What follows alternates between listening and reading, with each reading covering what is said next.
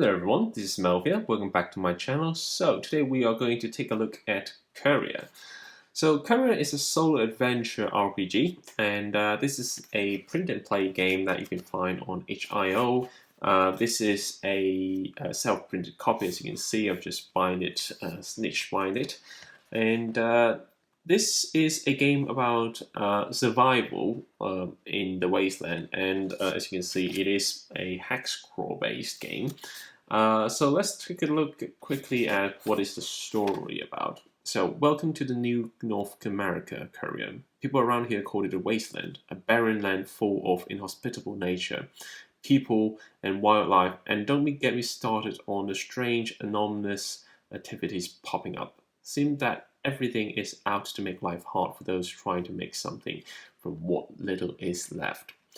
So, as you can see, this is a post-apocalyptic game designed by Courier and the cover and interior art by Sammy Winoa. This game is inspired by Death Stranding, the Fallout series, and Mad Max. So if you do play video games, it's very likely that you have heard of the Death Stranding and the Fallout series. Both are taking place in this kind of post-apocalyptic world. Death Stranding is pretty famous for its root in the Postman novels and also the movie series. Basically, your protagonist is kind of a courier who's delivering cargoes in the post-apocalyptic world and basically trying to connect people together. And in terms of the Fallout series, it is obviously one of the most famous post-apocalyptic RPG. And this game is true in terms of they are inspired. It is inspired by these two games because what you are actually doing is you are going through these hex map, traveling as a solo courier. Going from probably a trading post to a specific faction location or other trading posts, delivering cargoes, trying to make some money during the process. So the game is trying to buy low and sell high. So you're trying to go to a settlement, buy something for cheap, and then go to another one and sell it for high. And during that process, you will gain experience, you will become famous, and actually that is the main goal of the game. You are going to try to become the legendary Wasteland Courier.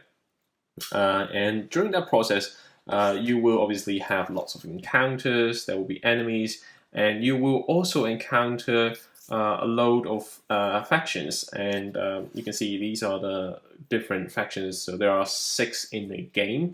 They are the Wild Legion, the Citizens, the NRC, not to be confused with the NCR, Foundation, Steel Wardens, and Stranded Society. So during the gameplay, when you do quests for these factions, you will gain either fame or infamy depending on what you're doing. So, for example, if you're doing a quest for the NRC, you will probably get fame for the NRC, but for their opposing factions, for example, the Wild, you will gain an infamy. So it is kind of a living, breathing world because even though it is a hex crawl, a safe place at the start might become a dangerous place later on because either you have gained enough infamy for that location or for that faction, or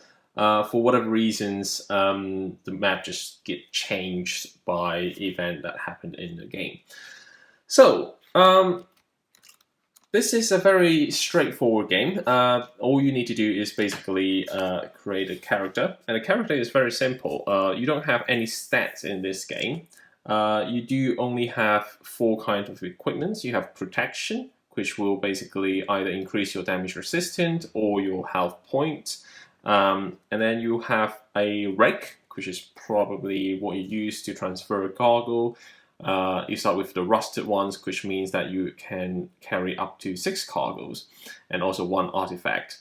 And then we also have a tools, which is a worn one. Now tools is just basically allowing you to do any rerolls, and basically that's it. And the last one is obviously your weapon. So this game has a very simple combat mechanisms, and the weapons only give you basically a +2 damage. Each weapons will have some basic stats. So the game is working on a 2d6 system. So if you roll 2d6, if it's higher this number, then you hit your enemy. Vice versa, if you roll lower, then you missed, and the enemy will act on their turn. And also there's a critical number. So for example, if we use the big iron and you roll 2d6, if you get a 12, then it will be a critical hit, and that automatically ends the whole combat, disregarding how many enemies you have. So a very straightforward game, but it is quite interesting because I think this is a kind of the perfect game to start solo role playing, and also trying to see and add things to see what is interesting to you as a player, because as you can see, it is there's no stats, there's no tests in terms of the traditional rolling a dice plus your modifiers and to see if you can pass a test. So then there's none of them. But there's still a game that you can basically travel around and have encounters, have combats. There's an underlying gameplay cycle that you can follow. But on the way, you can also add your own modification and then try to make it into a more full-fat role-playing games, if you like. So for this game, I have actually already populated some of this map because I have done some playing before I started the video, and you can see this game gets populated quite easily because where I have initially started is in this place. This is my safe house, so you will always have a safe house here. You will never get destroyed, and you won't get killed in this game as well. So whenever you get defeated, you will just basically teleport back to your safe house and you get full health, but you will lose all your cargoes on you. So very video gamey, if you like, but that's not a necessarily bad thing, because that just means that you don't roll a poor die or poor card and then die immediately on the first encounter. So where we are at the moment is we are at the trading post. I've just completed a quest for the NRC faction over here, and I have gained quite a lot of fame across the board because I've delivered some medicines for a trading locations. So that is benefiting everyone in that case. So we are ready to start the game. So this game is relatively simple. All you need to do is find a hex to go to, and then you are going to pull a card. So I am currently at the trading post. I've just finished that quest. I have got myself a full cargo, 6 of them. So I'm ready to go to another place to trade in this case. And what I'm going to do first is I'm going to decide I'm probably going to this hex, which is an empty one. I haven't been there before. And the way this game works is you are going to pull one card. So we are going to get the suit over here. So it's a heart. And we're going to consult the table of what we're seeing.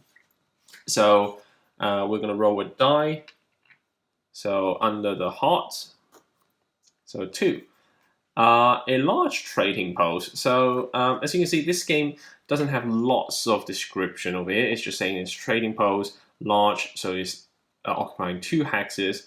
And there's some keywords over here. This is allowing you to do different things. So basically, trading allows you to buy and sell. Quest is taking over quest, and companions is quite interesting because you are going to be able to roll up an NPC and probably take him with you in that case. So I'm just going to quickly drop down what we have. So I've populated the hex over here, and actually it is supposed to be a large trading post. And what happens was in the previous post is actually in the previous hex is also a trading post. So I'm just basically saying that these two are the connected ones. And what we're going to do next is you can decide to sell your items. Given that we just came from the other hacks, I don't think we're going to sell to the same place where we bought the initial items. But we can do some quests in this case. And the way this game works is you can also pull another card and see what kind of quests that we are having. So it's a 9, and we are going to see what we're going to have. So 9 over here. Starter equipment for a new courier is always nice to have friends. So deliver the courier equipments to a courier safe house. It will give you 50 wraps, which is the currency of the game, for all factions, and +1 fame for all factions as well. If we failed, then we'll get an infamy for all factions. So at the moment, we only have one safe house, which is where we started. So you can see this is going to be quite a long journey because these ones are going to be impossible locations. And you can see I've got myself a little atlas here, and obviously these I can't pass through here. These ones are going to be Wasteland. So if I ever travel through that, there's a chance that I will lose my health if I go basically roll dice and roll 1 whenever I'm in one of these cells. Now, I can also go straight over here and then go back the shortest route, but you can see there is a Raiders camp over here. And Raiders camp is part of the faction. And what they do is basically when you have a Raiders, all your adjacent encounters will become a Raider encounter, so you have to fight them. For normal rules, if you go to a hacks, you can basically see what you are facing. If it's not Raiders, you can decide to tie and or not to fight them. So in this case, we have to make some decisions. What I'm going to do is I'm going to probably go to this one, which is not adjacent to the Raiders camp, and hopefully I can go past it without triggering any events. So I'm going to quickly go to the next one. So the next one is going to be a diamond, and it's going to be 5. So diamonds of 5 is going to be a factory. So factory is just an encounter, and we are going to go to the encounter table to see what we're going to get. And the encounter is going to be a heart, and we also need to roll a d6 to see what we get, and a 4, a find. So find is where you basically spend most of the time trying to find the valuable cargoes that you can sell.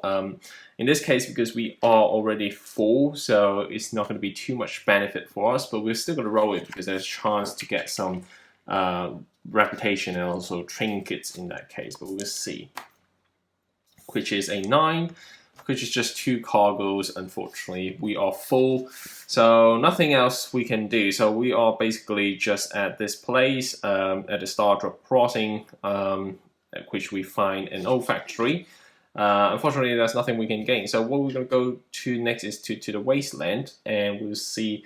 First of all, we need to roll dice to see if we are going to get any health loss. Nope, which is fine. So we're going to see what we have there. So in the Wasteland, you will always get encounters. So I'm going to go drop a card over here and see what kind of stuff we have encountered. So it is a club and a d6. So a combat, the other side of a friendly, face. So yeah, not good. So we'll see what kind of encounter we are going to see. So I'm going to roll on a faction for this phase, and I'm going to see what we're going to get. So I'm going to roll a 9, which is a citizens of the Wasteland, which is a good thing because everything apart from Raiders, you can try to avoid them. Instead of combating them. Now, unless obviously you have gained enough infamy with that faction, and in that case you will get attacked on sight. But in this case, we'll just avoid the citizens. Hopefully they can go their own way. And we're going to continue.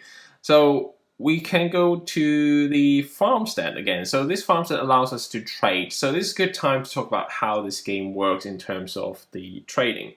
So we have 6 cargo at the moment, And what you need to do is you don't know what is the values of the of this place. So you are going to roll. You're going to pick a card, and you're going to draw a card which is a 9, and we can check with this table over here, which shows a 9 of spade is going to be a 1d6 value. So we can roll a die to see how much each cargo is going to worth for in this place.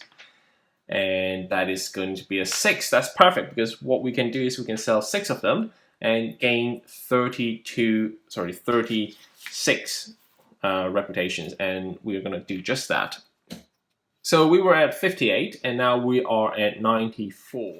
So during this process, you can start gaining money, and you can get better equipment. As you can see, you can start gaining, buying a rifle, or even better equipment, and same for your own personal protections and so forth. And when you level up, you will also get to gain some rewards and perks as well. So perks is quite interesting in this game because these are the things that differentiate your courier than anyone else. So for example, if you get the lone courier ones, you immediately get another 3 cargo slots, 1 damage resistant, and 1 health points. But the problem is whenever you get yourself a companion to travel with you, then you will lose these perks. So you have to make a lot of decisions to see if you want to keep these perks or not. And also, you might gain trinkets during your journey.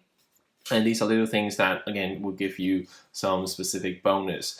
Apart from that, you also have your personal traits as well. So these are quite interesting because they have both benefit and penalty. So some of them are really interesting. For example, if you are a Wasteland introvert, you'll be able to get 2 safe houses anywhere on the map straight away. And you can basically teleport kind of between this safe house. But the problem is you can only trade in your courier safe house as well. So you can't trade with the faction location.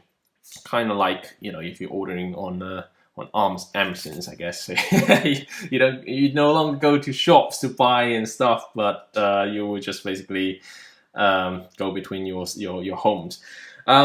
But yes, this is quite an interesting game. But more importantly, I think it is a good starting point to talk about how people can look at a game that is good on its own and start building a role-playing game on top of that. So, as you can see, this game, there's information about factions. So there's quite a lot of different factions included in this game. But apart from gaining fame, gaining infamy for yourself, and probably gaining bonus for those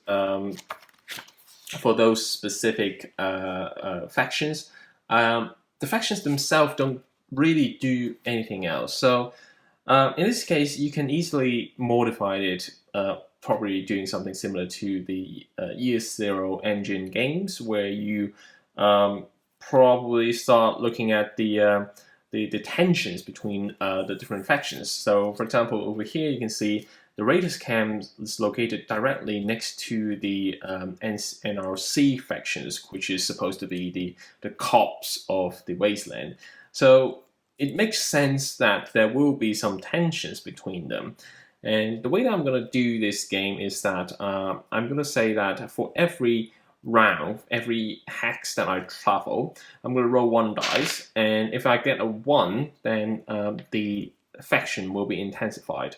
And whenever I get 5 tensions between 2 factions, then it will trigger kind of a faction war. So in this case, if I just draw 1 line over here, we can basically start tracking when you get to 5. Then we'll need to start finding ways to solve this battle, and you can have multiple ways to solve this battle as well. For example, you can say, let's abstract this into a like a battle levels. So there are 2 NCR factions over here. There's only 1 Raiders over there, so I'm going to give them 2 dice over here and 1 dice over there. And you can just basically compare the dice values, the highest ones, for example. And in this case, the NCR obviously won because it has 3 as its highest, and the Raiders have only 1. And you could probably, in that case, alters the map by crossing out the trader's camp has been wiped out, and it makes it a safer place to do.